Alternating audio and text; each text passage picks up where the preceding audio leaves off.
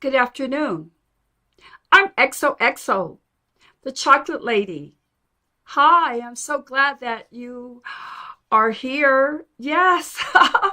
Oh, hey, and also please be sure to subscribe and make a comment. Let's just get right to it.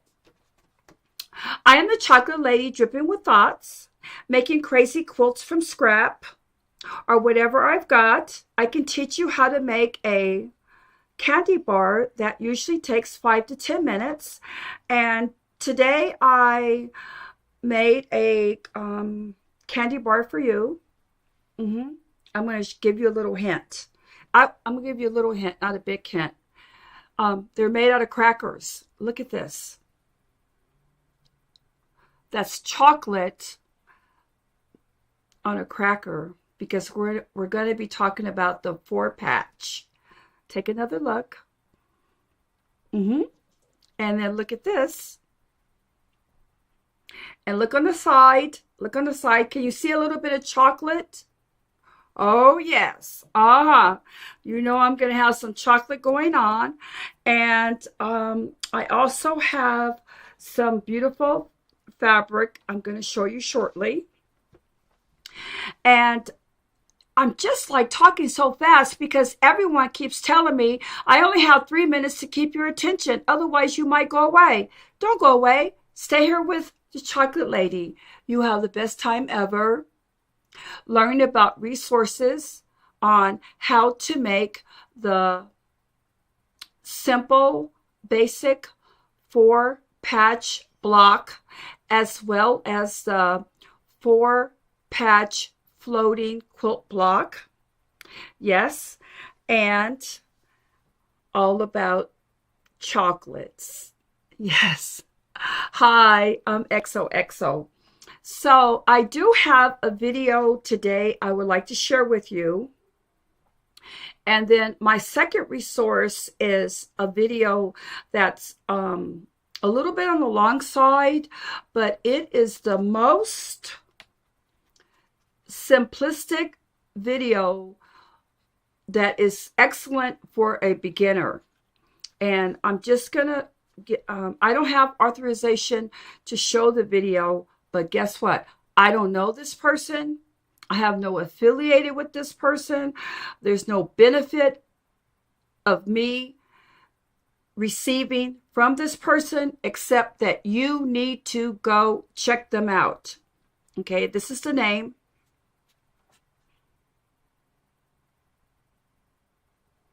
Of course, I like it because it says Sugar Stitches Quilt Company. Sugar Stitches Quilt Company. So you type that in, and then you type in 4-patch quilt made easy. I'm going to show it to you again because this is extremely simple. Okay, the video is a little bit long, but that's okay because if you want to learn some good techniques, especially if you are a beginner, this is a great resource. Okay, and the second thing I'm going to show you shortly, after I talk a little bit, is this video. I have a clip which I'm going to present to you shortly, and it's by the Gourmet Quilter. Her real name is Claire. Her real name is Susan Claire, okay? But she goes by the Gourmet Quilter, and she's a little bit up in age like me. She's aged chocolate. I'm aged chocolate. She's aged chocolate, but she's a gourmet quilter. And the video that I'm going to present today is called the Floating 4-Patch. Okay, I'm going to show you her name so that it will be included in this video. So it's a Gourmet Quilter Floating 4-Patch Series 177. Series 177 with Susan Claire also known famously by the gourmet quilter. Okay, I'm going to show you her video shortly. And so let's go back to this talking about the 4-patch. Okay, so if you were to take something like, there's many different ways, but for beginners, if you had like a little bit of a jelly roll like this, because we always have scraps around, and I happen to have this great big huge gigantic scrap that I haven't used in a long time, but look at all the beautiful colors. See that? See all those colors? I don't know the best way to show you these colors. I think like that and like that and like that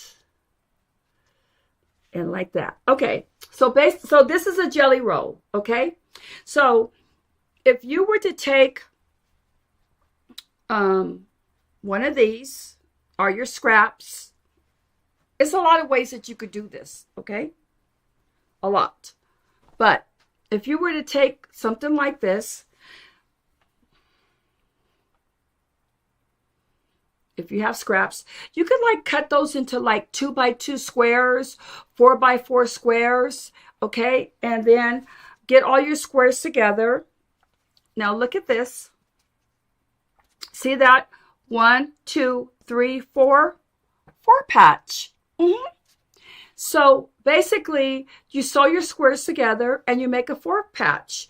It's a very basic quilt block that actually at the end of the day, it's very versatile. But when I'm focusing on suggesting that you just do an old-fashioned true 4-patch. Okay? Ta-da. Now, because I'm always messing around with chocolate, yes I am, and I'm always talking about that I have a 5 to 10 minute chocolate candy bar for you, and I waited to the last minute to come up with a chocolate bar, and all I had was chocolate, of course, and I had some of this. Let me show you.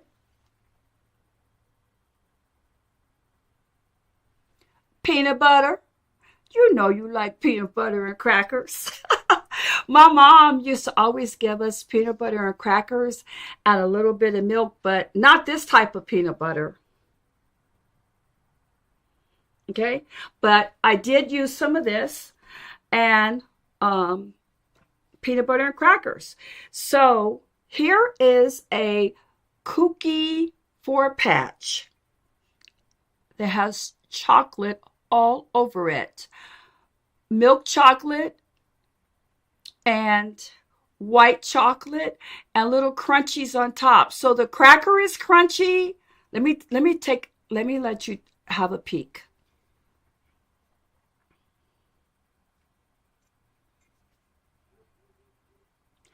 Do you see those little tiny squares in the middle? Cinnamon, crunchy, toasty cereal. Cinnamon nut crunch or something. Let me show you again. So basically, I just took saltine crackers, put some chocolate on top, and I had a little bit of cereal, plop that on top, and then when you're sewing, you could make something nifty like this. Yes, because I know when I sew, I want to have a little treat right next to my sewing machine. Okay, but at the beginning of the show, I showed you this. Okay? That is mocha chocolate. Let me show you again. That's mocha chocolate that I made. And then I went to make another design, and underneath this white chocolate, look carefully. See it? Can you see that little bit of chocolate sticking out? That's the chocolate peanut butter. So when you're sewing and after you have made this and you bite into the middle, it's creamy. Yes, it is. Yes, it's creamy. Just like this. I know. Don't tell me. XOXO girl, you cuckoo crazy for chocolate. You come up with all kind of recipes. I know. I come up with excellent chocolate recipes for candy bars. I come up with excellent resources to make simple 4-patch quilt blocks, 4-patch floating quilt blocks. And look at this. I really was having some fun today. See that? Yes. Now, what's interesting is that when you make a quilt, you have to have some sashing in the middle. Well, look in the middle of this. Look at the sashing on this chocolate. It's right here. See it? Right here. I'm going to hold this still for you so you can really take a look.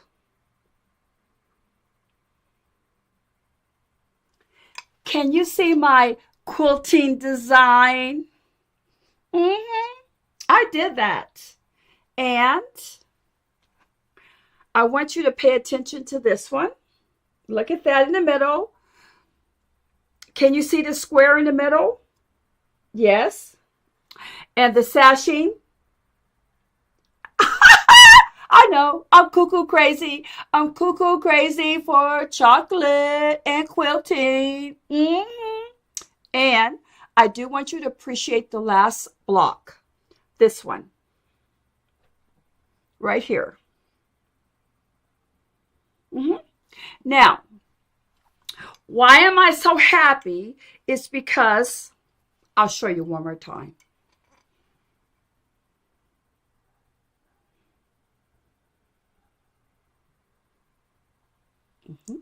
The reason why I'm so happy is because when you are quilting in the morning, the afternoon, or midnight, ta-da! Oh my God, Lord have mercy.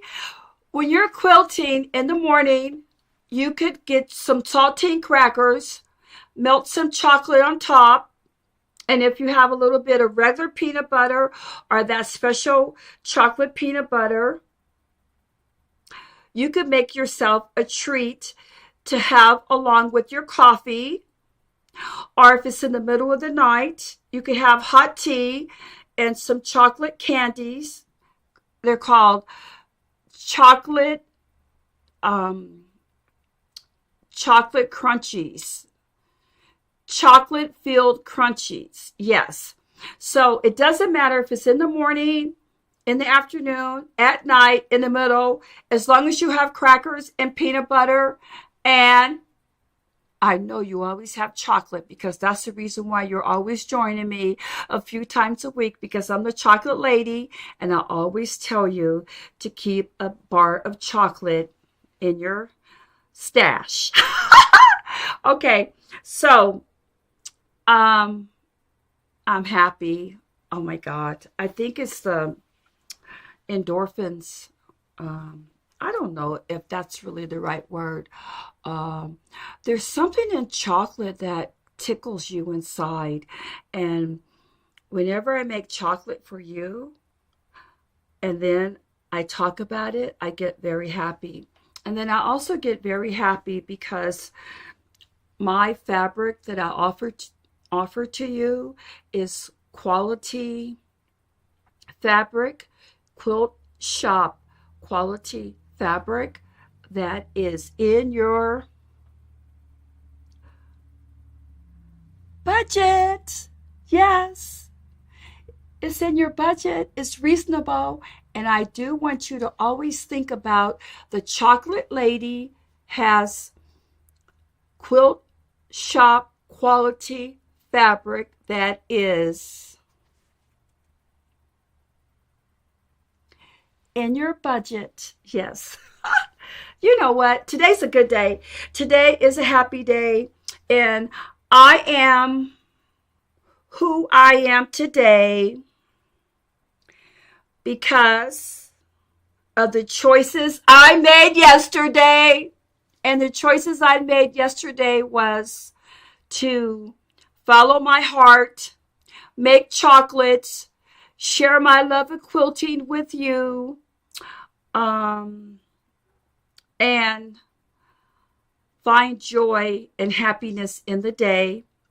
And also, I made a choice that I'm going to present to you right this second a video from Susan Clare, the gourmet quilter, that's at least 10 minutes long. Okay? So, that's why I kept it to the very end. I hope you had a good time with me today talking about the simple 4-patch block and the floating 4-patch block. And don't forget, for the simple basic 4-patch block, go to Sugar Stitches Quilt Company, then type in 4-patch quilt block made easy. Okay? If you are a beginner, go there and watch your video because it is extremely simple. And then now I'm going to show the Gourmet Quilters video for you. And I'm just going to also show you this. And that's coming up right now. And I hope you had a good time with me. And I'm going to eat this while you and I are watching the video together. Hi! Hi, Joe. I'm so happy that... Hi! Thank you for joining me. XOXO to you. And I'm sorry that I didn't see you there, but hey, Joe, guess what? Do you like these?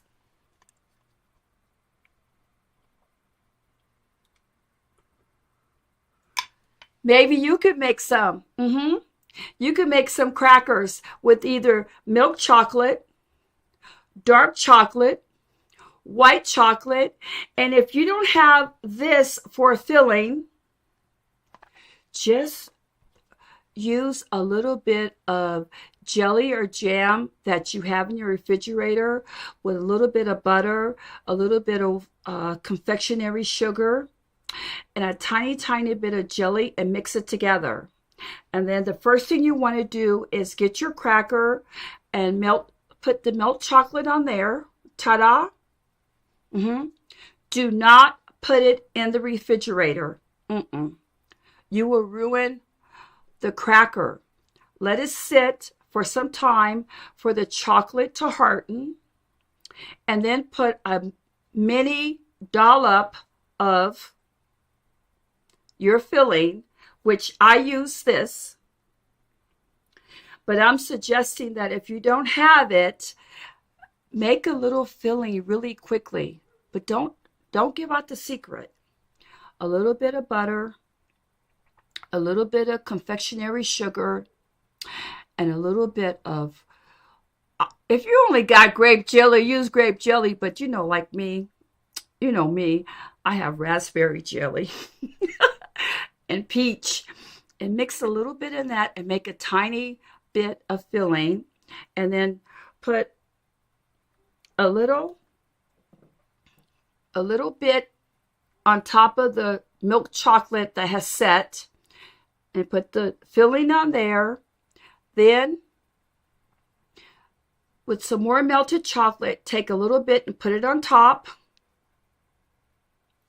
Let it sit. Go back to your sewing machine. Relax. Don't get too anxious. Let it sit. And then, look here. Okay? And then, you have a American bonbon The French call chocolate candies, they're little morsels, bonbons. And then you'll have a cracker bonbon. Yeah. hmm So once I start the video, I'm going to eat this. So I love you. I'm XOXO. Do enjoy the video coming up. As I mentioned, hi, how you doing? As I mentioned that it is a little bit long, so I hope you do stay to the end, and it's coming up right now. Yes.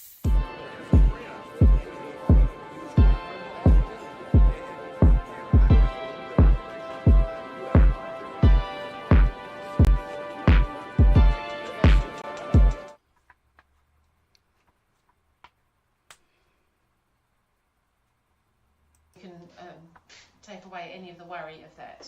So now I'm going to get my 5-inch squares from my little 5-inch drawer, from my little leftovers pantry here. And I'm going to use 4 different ones, as I've used in this block here. These are similar colours, but 4 different fabrics, because I'm using leftovers. You could make them all matching, so you would just need 2 5-inch squares of the same fabric.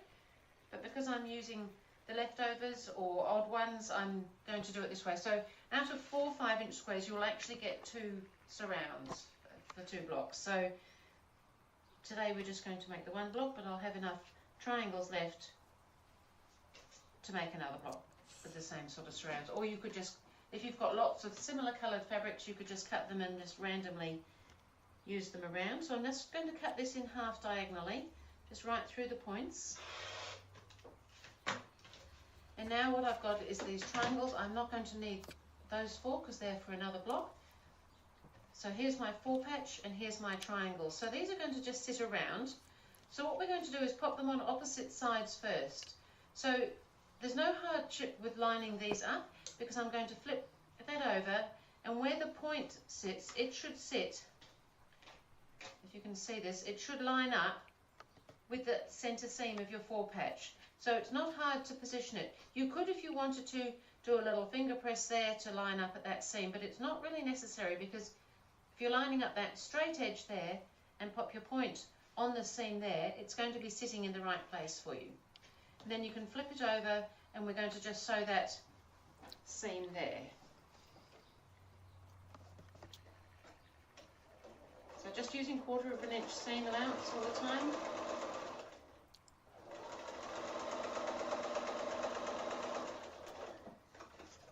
This makes such a delicious quilt using those delicious leftovers. And as I said, if you've got different people working on it, it works fine. So now I'm going to sew the opposite side on before I take that to the iron to press, and the same thing. So just flip this one out of the way, lay your next triangle along the opposite edge, line up your point with the seam, and same thing, flip that over and take that to the machine and do that seam. So I didn't want to press it until I've done both of these, and I'll show you why in a minute.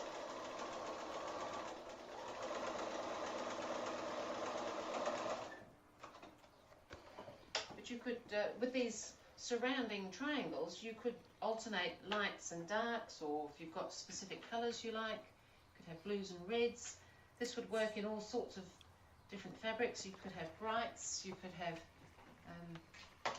maybe some reproduction fabrics that you're trying to use up. Anyway, so I've sewn my 2 triangles on here. So lay them nice and flat, flip that over, and now we're just going to trim these points off at this stage before we do any pressing.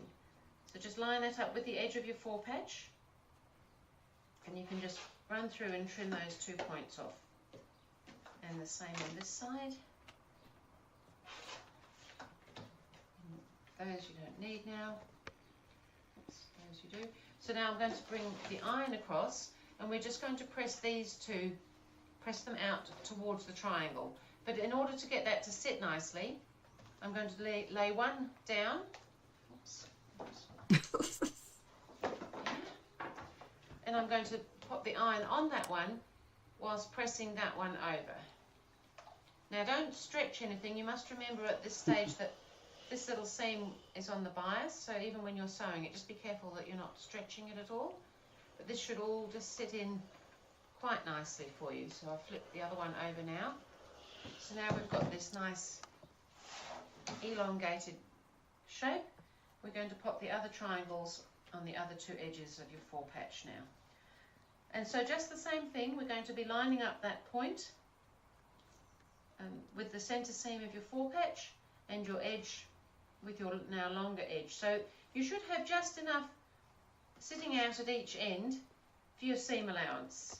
That should all fit quite nicely. Don't panic if it's just slightly out, because that's where it's going to be trimmed away and you won't notice any difference.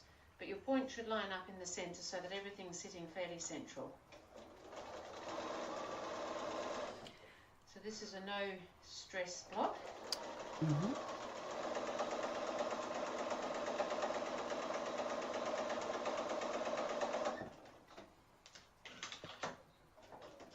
So that's one side on, and the same as before, I'm going to now pop the other side on, flip that one out of your way, lay that one on. Again, line your point up, line your edge up. Everything should be sitting quite nicely there. Back to the machine.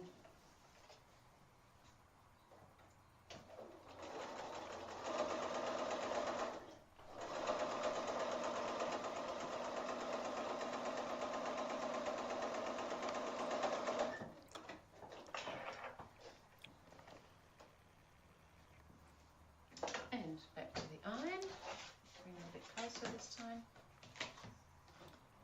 And same thing, leave one laying flat while you press open the opposite seam there. Turn it around, open that one out, and there you've got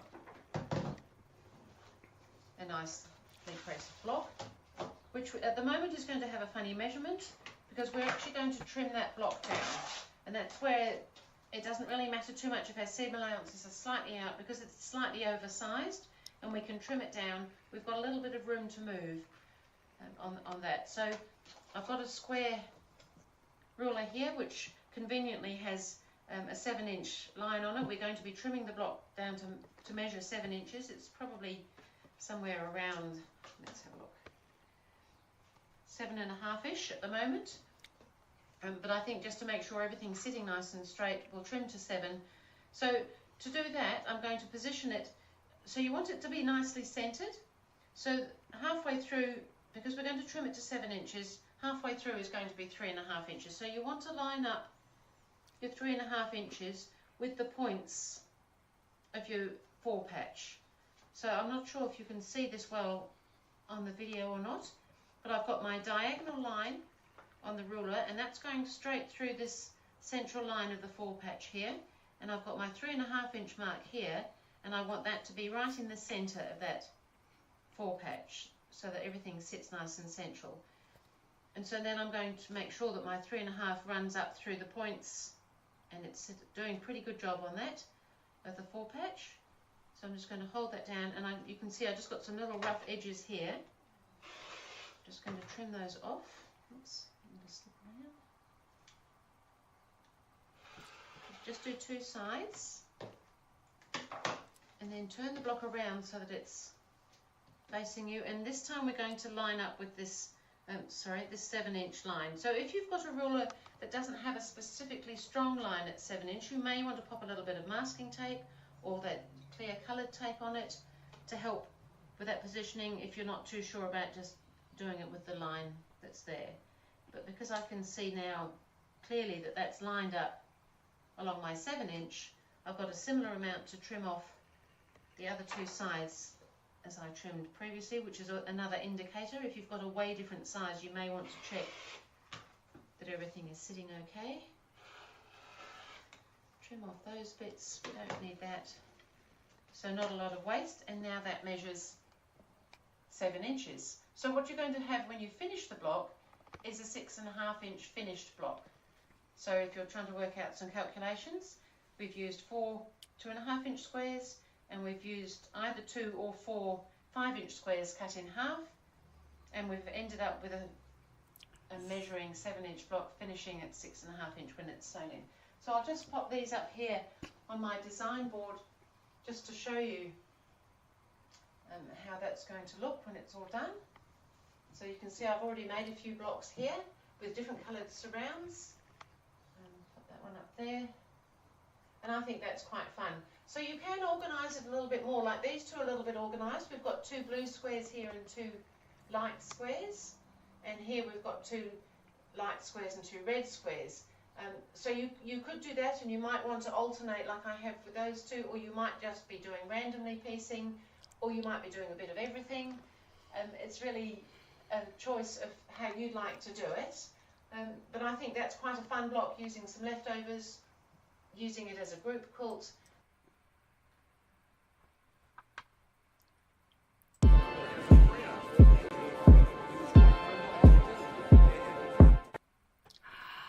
That video was a tad bit long, but I hope that you found it extremely informative and relatively simple to be able to accomplish a floating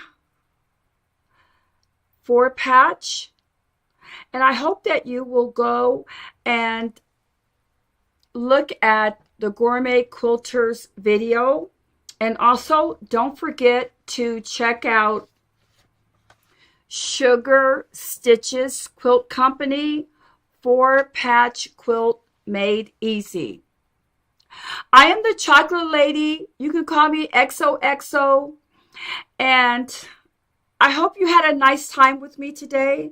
And I hope that one night or one morning or one afternoon, when you want some chocolate and you don't really have any chocolate, that you'll say, oh, XOXO, I got some saltine crackers and I'm going to make a little treat for myself. Thank you very much, and I hope to see you shortly. Shortly means in 1 or 2 days. Bye-bye. I'm XOXO. Bye-bye. Oh, wait a minute. Wait a minute. I just want to have one more nibble. I want to have one more nibble of this. I already took a nibble. I'm going to have one more. Mm-hmm. Mm-hmm. Mm-hmm. Mmm. Mm-hmm. Mmm.